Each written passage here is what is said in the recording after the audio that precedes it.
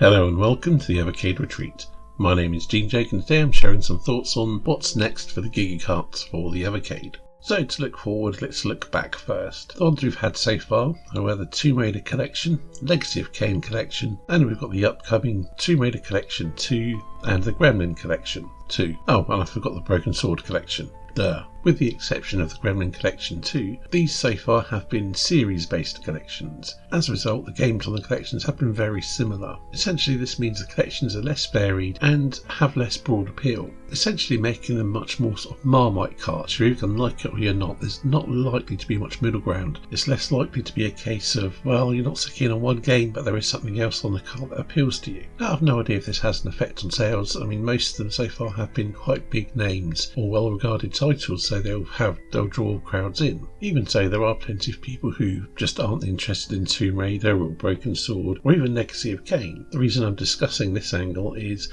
many of the potential Giga carts that have been thrown around or things that people have said they would like to see would be very similar in that respect. Many people have speculated there could be a Croc collection or a Metal Gear Solid collection or a Resident Evil collection. I mean, those latter two do seem quite unlikely given who the publishers are, but you never know. Even so, I feel they're worth mentioning. So for a Croc collection, for example, there is the remasters coming out, so given the track record of the Gigacarts, it would make sense that could be coming. As far as I understand it, there are two main Croc games, and they're both 3D platformers with tank controls. I actually quite liked the first game when I played it on the PlayStation, but it's a cart I would happily pick up. But I know many people wouldn't, although as I understand it, there are some Game Boy Croc games, or maybe Game Boy Advance, so these could sort of round out the collection a bit. And although they are still part of the same series, they are 2D games as far as I'm aware, so they would add a little bit of variety.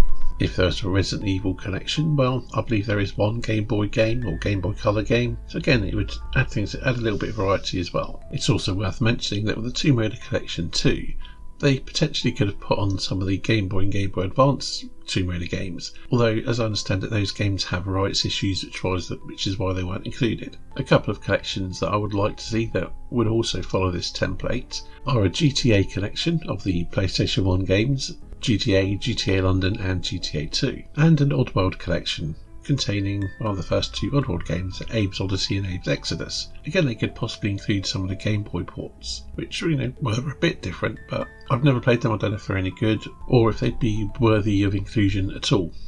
And it's worth noting that many of these games, ones we have had in these potential carts that have been mentioned, many of them have remasters or have been remastered around the time of release on the Evercade, and some people have felt that why would you pick up the Evercade version as opposed to getting the remasters, which is a valid point. However, I don't think that's what the Evercade is about, but ultimately it really depends on what you want to play these games on and what your preferred method of playing is. Essentially, it is personal preference. Having the choice isn't a bad thing, and ultimately, if you don't want to pick up the Evercade cart and would rather play something on a PC or a remaster, then, well, it's entirely up to you, and you're effectively speaking through your wallet. So if these things aren't selling as well because there are remasters out, well, it could potentially influence what Blades do in the future, which is why I'm doing this video. Now, I have no idea how well any of the carts are sold, as in Blaze don't release that information, although they have said that Tomb Raider was one of their best-selling, if not the best-selling carts so far. But based on the reaction to a lot of these carts, it does seem to be quite a mixed reaction. So I'm sure that must affect sales to some degree. So the question is, what would I do differently? Well, with the big titles, things like Tomb Raider, I probably wouldn't do things much differently. I mean, yes, I would have tried to include the Game Boy Advance games or whatever on the second collection, but again, I don't think that was an option. With Broken Sword, personally I would have tried to include things like Beneath the Steel Sky and Lure of the Temptress, but those weren't on console, they were only on DOS and Amiga, I think. So, what the hell, they included a PS1 game on Bitmap Brothers 2 and a Mega Drive game on the Delphine collection, so precedent's been set. That is, of course, assuming there was room on the cart to fit other games. The Legacy of Kain collection obviously didn't have any other games they could put on it, so yeah, that would be the same. Publisher-based carts might be the way to go. I mean, Gremlin Collection 2, for example, is a much more varied collection because it's not just reliant on games of one series. Of course, in some cases, the name of a game or a specific title might be bigger or more known than the publisher, but they could always use a naming convention along the lines of like the Windjammers, Karnov and Friends collection. So if they had done the Broken Sword collection but had the other games on it, they could have been Broken Sword and Friends, or the Revolution Broken Sword collection, or something. Also, the Gigacarts so far have been entirely made up of PlayStation 1 games. But that doesn't need to be the case, surely. I mean, the Gremlin Collection 1 and both Bitmap Brothers collections are examples of this. So one potential or fantasy collection of mine is a Star Wars collection. Going throughout the years, there's been Star Wars games on all manner of systems. There's numerous on PS1, Super Nintendo, NES, Master System, Mega CD, and things like that. There's plenty to choose from, and there's certainly more than you could fit on one collection. But if it was made up of, say, 2 Gigachads, you could probably have 2 PS1 games on a collection, and then round them out with various 8-bit and 16-bit games, such as the Super Star Wars games or the NES Star Wars or the Master System version. So you could get Rebel Assault from the Mega CD, and obviously then have Rebel Assault 2 from the PS1, or perhaps the 32X Star Wars Arcade, or maybe Star Wars Episode 1 Racer for the N64. The point being is you could end up with a couple of quite varied collections. They'd have a big name attached to them, and they'd probably sell like hotcakes.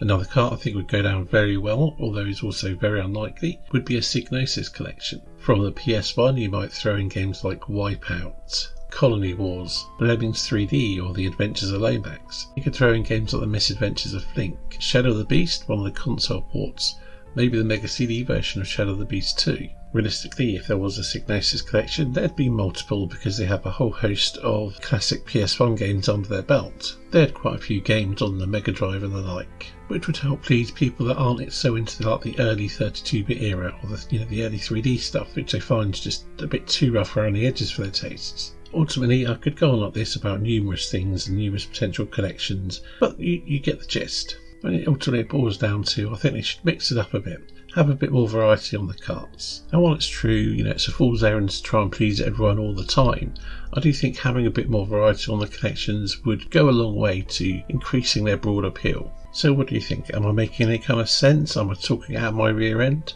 Well, that's probably a certainty really, but yeah, whatever.